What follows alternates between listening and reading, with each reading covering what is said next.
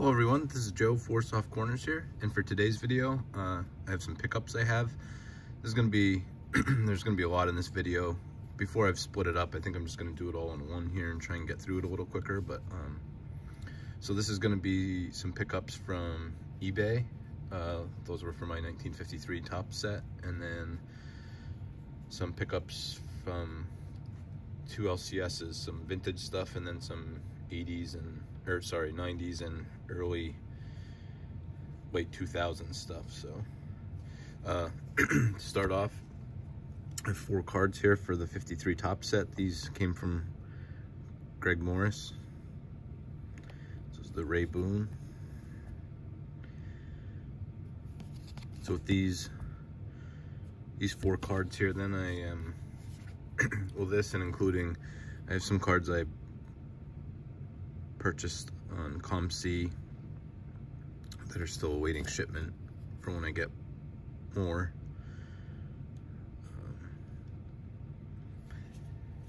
But with those, I'm down to 25 cards I need for the set yet. So the last one was Walt Dropo. Here's Rube Walker.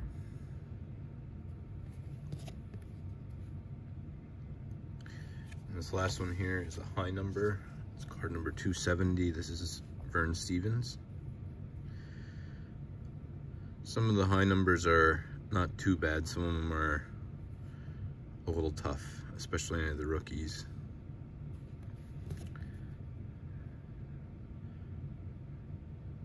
So besides Mantle, Page, and Spawn, which are not in the high numbers, those 3 cards plus 22 other cards. All right, so all these plus 1 from all the vintage came from one LCS, with the exception of 1 card, and mostly all the other 90s and early 2000s stuff came from the other LCS, with the exception of 1 card. So there's actually 1 80s card here. So we'll start off. This is the 2nd year Wade Boggs. Didn't own that yet, so I figured I'd just grab one of those.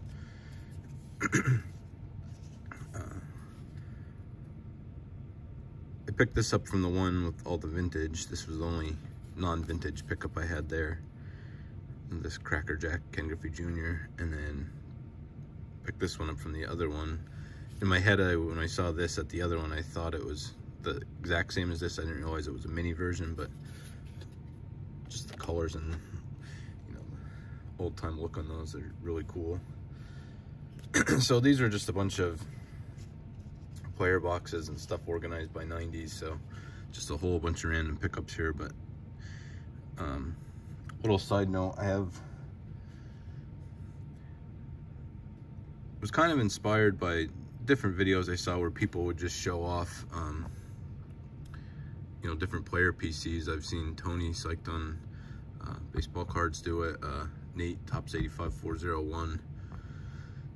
It kind of got me thinking, like, I love collecting all the vintage and having representations from sets, but I feel like I should have some representations from different eras, especially the 90s, which that's when I grew up watching or learning the game and watching the game. So I thought I should also have some PCs of representations of just the different players and teams. And so really all my extra cards and a lot of stuff I had in my quarter box and stuff like that I would take to shows with me, I just started pulling cards out and then putting them all in one box. And eventually I'm going to start binders, which would be nice, because I mean, anything that I think somebody could have, like a page of cards, but then if I end up starting a 2nd page for them, I could just move the 2 players apart that are next to each other, put another page in there, and then start a whole nother. It's not like doing a set where you kind of have to start all over. But so anyway, I have probably like 4,000 or so cards set to the side that I'm going to start doing. So these are all pickups that'll eventually be for stuff like that. So this is a Kerry Wood New Breed. I just want to explain kind of what I'm going to be doing with these. Had a couple different Rick and Keel pickups lately. Here's another Skybox Dominion. Just did a video talking about these, so I don't think I actually owned any of the 91s, so this is my first. This is a Roger Clemens 91 Flair Pro Vision. I love Topps Finest, so anytime I see cards from the different years of any players I like, I usually pick them up. There's a Kurt Schilling. Here's another Finest, the Barry Bonds. Always love EX. Here's a Tony Gwynn. Here's some inserts like Kings of Swing of Mo Vaughn. And Club 40 of Juan Gonzalez. A lot of these cards I just picked out. And you can see how insanely shiny some of these are. These are later 2000s and 2009. Oh, 2000. I'm an idiot. 2011 actually. So these are just the base refractors from Finest. Here's 210 Lincecums. I'll keep one, and one of those will go to my friend Bryn. There's a Robbie Cano.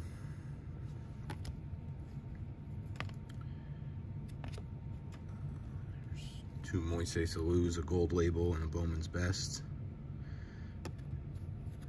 Who's a very good underrated player. Here's a Class 2 and Class 1 from Gold Label, Randy Johnson. Like I said, just crazy shine on these for base cards. There's two Greg Maddoxes, a Bowman's Best, or sorry, Bowman Chrome. And then one of these Moments and Milestones. This one's numbered to 150. To Andrew Jones, here's a Bowman's Best. And Topps Own the Game. Couple of Chipper Jones here. Here's a Pinnacle Zenith Honor Roll. Flair Showcase. I always love any cards from this set, the Upper Deck Ionics. Just think it was a really cool design.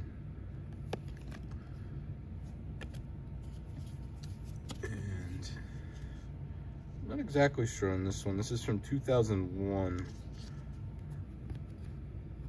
Bowman's Best. It looks like a refractor, but again, I guess by this time they were no longer, it's more of the paper stock then. So I guess this was some sort of foil maybe. I'm not exactly sure if that's just what the base cards looked like.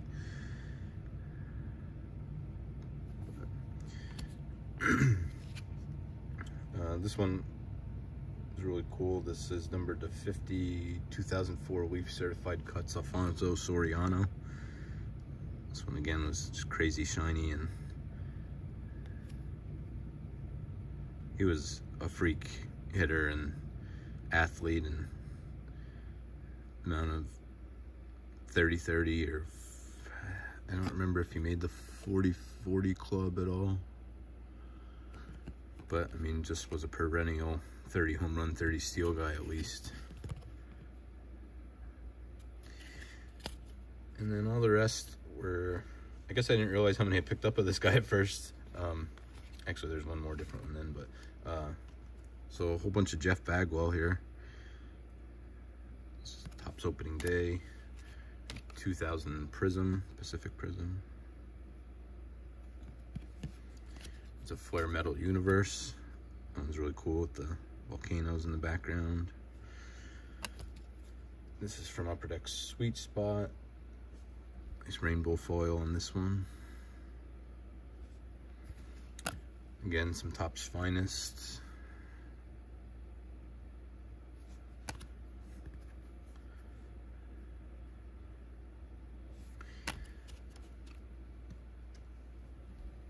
I pretty much pick up an EX card every time I see it of anybody, especially a Hall of Famer.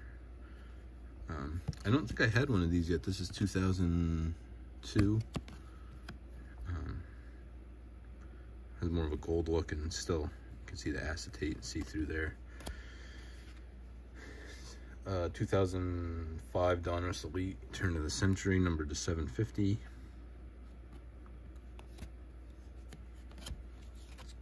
And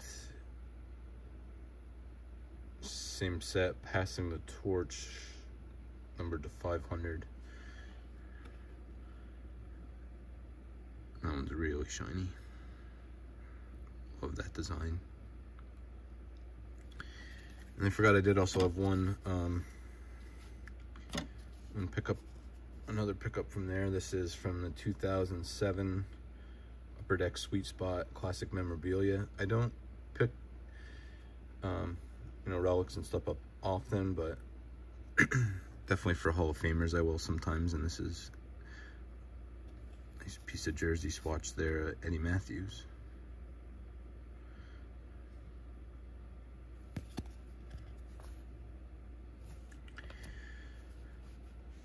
So that's all those pickups. We'll go to the vintage.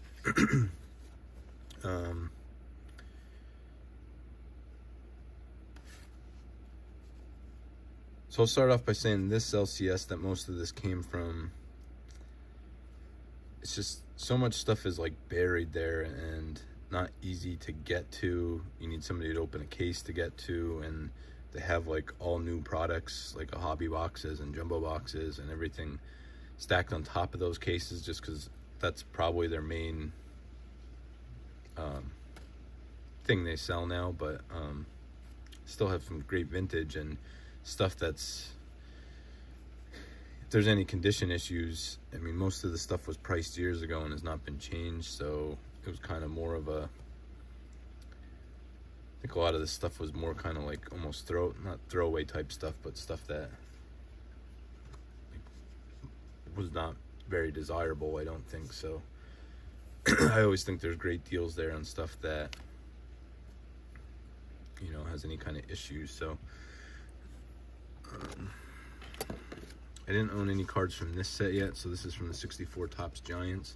This one obviously has Zanelli Fox, has some creasing, and you can see the wear from rubber bands across and up here, and so definitely not in great shape. But this was 50 cents, so I wasn't gonna pass that up. And then again, another one, you can see the wear from creasing there and notched out where the rubber band was, but it was a Juan Marichal, and this was $1.50. So, and actually there was a percentage off of that, so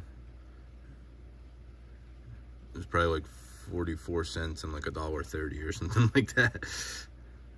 So I wasn't gonna say no to those. Same thing, these were all between $3 or $5. I don't remember the price. I have one red man card so far. I have a Robin Roberts from, I believe, 55.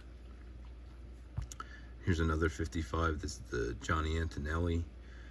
This is the only one with tab that I got here, but like I said, I think this one might have been $5 because it had the tab. Has a little bit of damage up there, but still great color, and it's not good for $5. This is a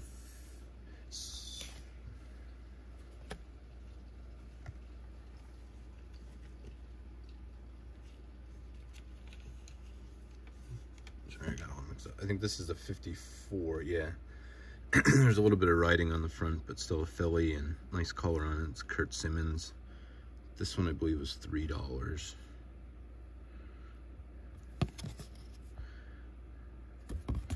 And then lastly, a Hall of Famer here, Enos Slaughter. And this is 53, I believe. Yep, 53, and I think this one was $5. So.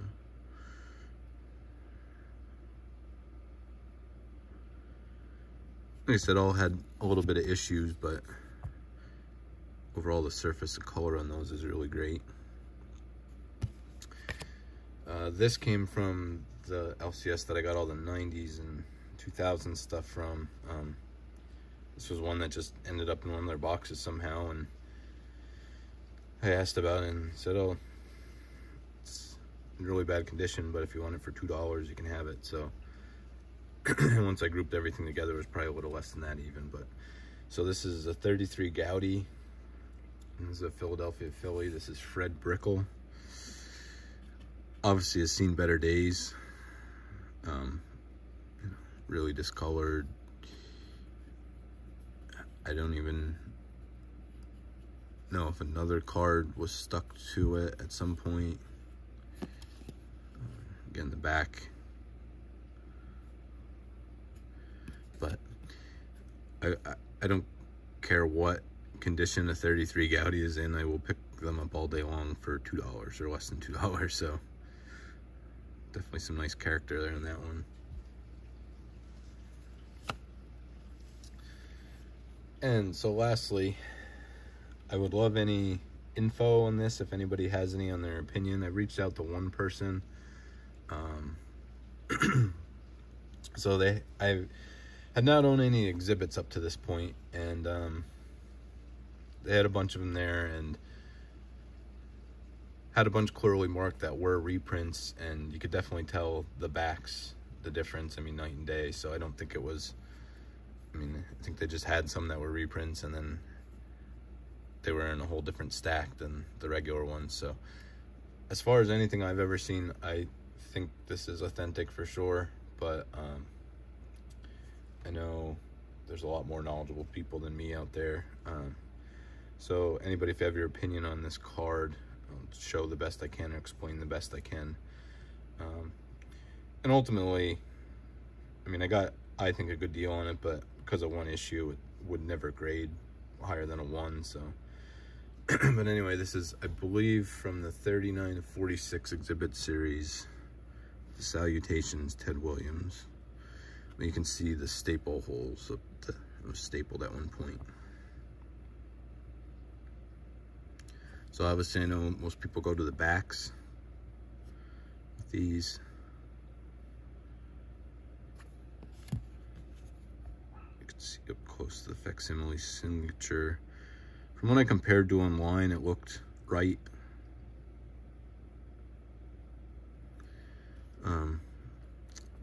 Well, the person I reached out to, and I guess myself, what gave me pause was this was $9. Well, $10, and I think there's a percentage off the case it was in, so it ended up being $9. So even with the holes, is never going to grade higher than a 1 if I'd grade it, but I figured it was worth the shot to send in, if I do decide to send it in, or just worth the shot too. The best I can explain it, the front has a very smooth feel to it. Not really textured at all. And then the back pretty much feels the same, but has a little bit of like grip to it. When you go like that, you can definitely feel a little bit of texture. So